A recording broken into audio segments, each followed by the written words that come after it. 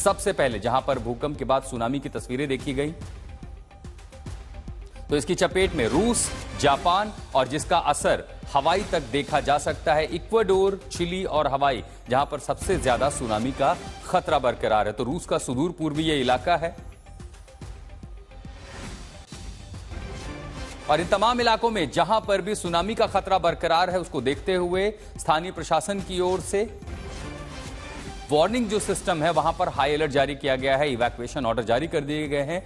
कुणाल हमारे संवाददाता हमारे साथ जुड़ रहे हैं। कुणाल, खासकर कौन कौन से इलाकों, क्योंकि अगर शुरुआती तौर पर हम देखें तो जापान और रूस, खास कुरिल आइलैंड, इन इलाकों में तो अब सुनामी की शुरुआत लगभग देखने को मिल रही है। हवाई, चिली और इक्वाडोर में भी आप बता रहे हैं कि वहां पर भी खतरा बढ़ गया है।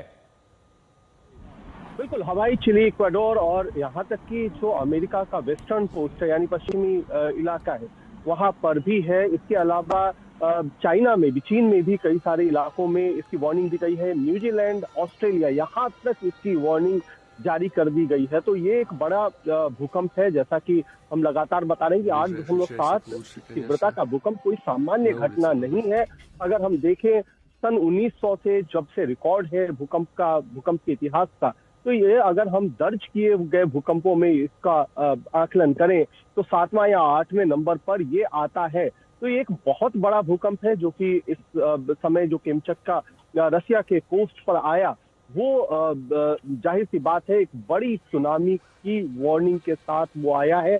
और कई जगहों पर, जैसा आप बता रहे हैं कि सुनामी की तस्वीरें भी हमें दिखाई पड़ रही हैं और उनसे कितना नुकसान होगा, उससे कितने बड़े नुकसान की आशंका है, ये तमाम चीजों पर तो नजर है ही, लेकिन साथ ही साथ जो अभी सबसे बड़ी जिम्मेदारी है, सबसे बड़ी चुनौती है, वो चुनौती है कि किस तरीके से उन इलाकों में जो लोग फंसे हुए हैं उनको बाहर निकाला जाए। अगर हम इसकी तुलना करें जो भारत में सबसे बड़ी सुनामी अब तक आई थी 2004 दिसंबर में, उससे तो उस समय जो वो भूकंप की तीव्रता थी वो 9.1 थी, 8.7 है, यानी इससे थोड़ा बड़ा भूकंप था।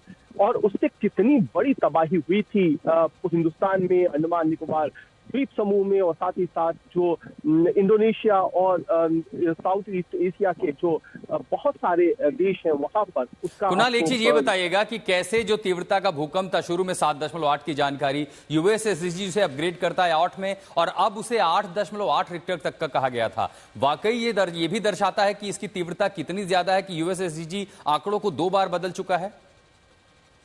बिल्कुल, 8.7 तीव्रता का भूकंप जो है आमतौर पर ये बहुत सामान्य घटना नहीं है, जैसा कि मैं लगातार आपको बता रहा हूँ। और इसीलिए क्या होता है कि सबसे पहले जब भूकंप आता है तो एक शुरुआती उसका मैग्नीट्यूड यानी शुरुआती उसकी कितनी तीव्रता है वो बताई जाती है।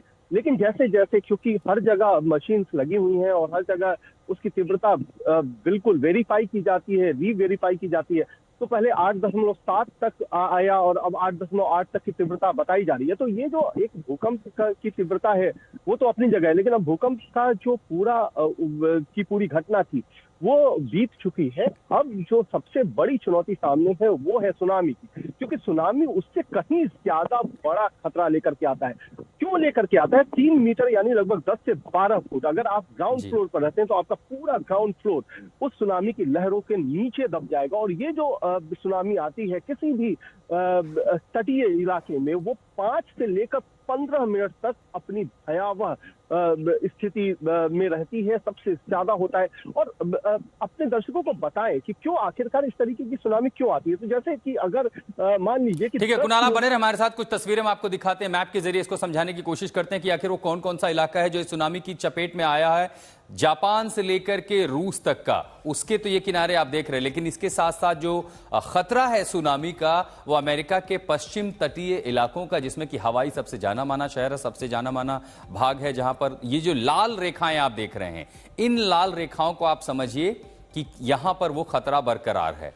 अब ये जापान से लेकर के रूस तक की जो तमाम जो कोस्टल लाइन है पैसिफिक ओशन के पास, प्रशांत महासागर के पास, इन इलाकों में वार्निंग जारी कर दी गई है। लेकिन इसके साथ साथ जो पीली रेखाएं आप देख रहे हैं नक्शे पर, पीली रेखाओं वाले इन तमाम इलाकों में भी एहतियात बरतने के लिए निर्देश जारी किए गए हैं, एडवाइजरी जारी की गई है। और जहां पर आप लाल रेखाएं जो आप देख रहे हैं, इनसे इन इलाकों में वार्निंग है, यानी तत्काल यहां पर इवैक्यूएशन ऑर्डर जारी कर दिए गए हैं। कुणाल, प्राथमिक तौर पर अभी जो जानकारी आ रही है, जो इवैक्यूएशन ऑर्डर्स हो रहे हैं, इनको कब तक के लिए स्टैंड बाय रखा गया है? कितने समय तक के लिए ये इवैक्यूएशन ऑर्डर जारी रहेगा?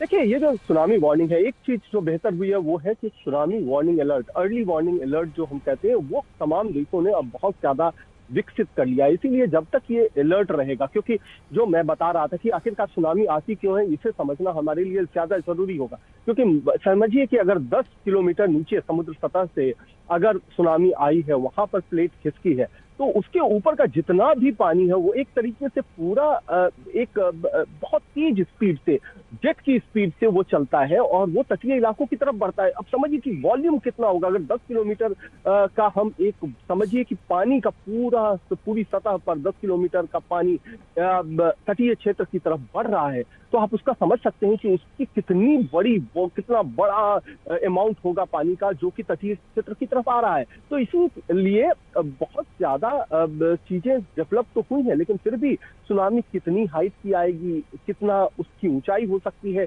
ये सब ठीक से बताना और बिल्कुल सही तरीके से सटीक बताना किसी भी सिस्टम के लिए उतना आसान नहीं होता है। इन सब में सबसे बेहतर बात यह कि कुणाल की जापान के पास जो अर्ली वार्निंग सिस्टम है, वो कहते हैं कि सबसे एडवांस है, सबसे आधुनिक है, सबसे ज्यादा भूकंप भी वो झेलता है, सबसे ज्यादा सुनामी की घटनाएं भी जापान झेलता है, और इसीलिए उनका अर्ली वार्निंग सिस्टम जो है उसने पहले ही बता दिया कि इन इलाकों में कुरील आइलैंड से लेकर के पूरा जो पैसिफिक कोस्टल लाइन है वहां आएगा। और सबसे पहले इवैक्यूएशन ऑर्डर जो है वो जापान की ओर से जारी किया गया। बिल्कुल, और ये जापान और साथ ही साथ अमेरिका का भी जो अलास्का क्षेत्र है ना, ये जो रिंग ऑफ फायर है, जहां पर बहुत ज्यादा भूकंप की गतिविधियां होती हैं, साथ ही साथ ज्वालामुखी फटने की घटनाएं होती हैं। और कई सारे दर्शकों को मैं बताऊं कि कई लोग कहते हैं कि आखिरकार ये रिंग ऑफ फायर क्यों है, क्यों आता है यहाँ पर इतना भूकंप। जो अभी जो भूकंप आया है वो 2 प्लेट्स हैं वहां पर, बहुत एक्टिव प्लेट्स है। एक तो पैसिफिक प्लेट है जो कि समुद्री प्लेट जिसको कहा जाता है, दूसरी तरफ यूएस प्लेट है, नॉर्दर्न अमेरिकन प्लेट जिसको जो है वो वहां पर एक तरह का सिनॉप्सिस हो रहा है, सिनॉप्टिक प्लेट्स कहा जाता है। वहां पर खिसकने की जो घटनाएं हैं बहुत ज्यादा होती हैं, और इसीलिए इसको ये जो पूरा रिंग है जो कि आपको पैसिफिक ओशन में दिखाई पड़ता है और साथ ही साथ नीचे आपको ऑस्ट्रेलिया, न्यूजीलैंड तक आता है, ये सबसे ज्यादा संवेदनशील है भूकंप के लिहाज से। इसीलिए इन देशों में खासतौर पर अगर हम बात करें, जैसे आप बात कर रहे थे कि किस तरीके से जो संवेदनशीलता है वो सबसे ज्यादा जो है वो जापान में है, और साथ ही साथ जो साथ के देश लगे हुए हैं उनमें बहुत ज्यादा संवेदनशीलता दिखाई पड़ती है इस भूकंप को लेकर के। इसीलिए उन्होंने बहुत सारे अपने सिस्टम को डेवलप करके रखा हुआ है, और उस डेवलपमेंट की वजह से कई सारे बचाव भी हो जाते हैं। और अभी जो वार्निंग सिस्टम एक्टिवेट किया गया है और तमाम जो एजेंसी हैं वो काम कर रही हैं अलग अलग देशों में, उसकी एक बड़ी वजह यह है कि हमने तुरंत, खासतौर पे जो यूएस वार्निंग सिस्टम है उसने बहुत जल्दी ये तमाम वार्निंग अलग अलग देशों में भेज दी, और वहां पर उसके हिसाब से जो रिएक्शन टाइम है हालांकि कम होता है, लेकिन रिएक्शन करने का टाइम होता है। आपको भूकंप और सुनामी में यही अंतर है, भूकंप के लिए रिएक्शन टाइम लगभग 0 होता है, लेकिन सुनामी के लिए रिएक्शन टाइम होता है। उसकी वो ज्यादा खतरनाक हो सकता है सुनामी, लेकिन उसके लिए रिएक्शन टाइम मिलता है, इसीलिए सुनामी से बचाव किया जा सकता है। लेकिन अब कितना बचाव किया जाएगा, कितनी जल्दी उन इलाकों को खाली किया जाएगा जो उन तटीय इलाकों में है जहां पर सुनामी की वार्निंग है, इस पर सब कुछ निर्भर करेगा कि इसकी जो तीव्रता है उसके बावजूद लोगों को नुकसान कितना कम से कम। तो वो तस्वीरें में हम दिखा रहे हैं उन अलग अलग इलाकों पे जहां पर सुनामी का खतरा बरकरार है, खासकर रूस में हो, जापान में हो। 8.8 की तीव्रता से धरती हिली है। रूस के साथ साथ जापान के साथ पश्चिम अमेरिका के कई इलाकों में भी, तटीय इलाकों में खासकर जहां पर हवाई है। फुकुशिमा न्यूक्लियर प्लांट खाली कराया गया। एक बड़ी खबर इस समय यह भी आ रही है, जापान में जो फुकुशिमा न्यूक्लियर प्लांट है वहां से एक बड़ी खबर आ रही है कि सुनामी के खतरे को देखते हुए फुकुशिमा न्यूक्लियर प्लांट को खाली करा लिया गया है। तो 8.8 तीव्रता का भूकंप, रूस, जापान में झटके महसूस किए गए। सुनामी का खतरा जो आगे बढ़ रहा है पश्चिम अमेरिका के तटीय इलाकों की ओर।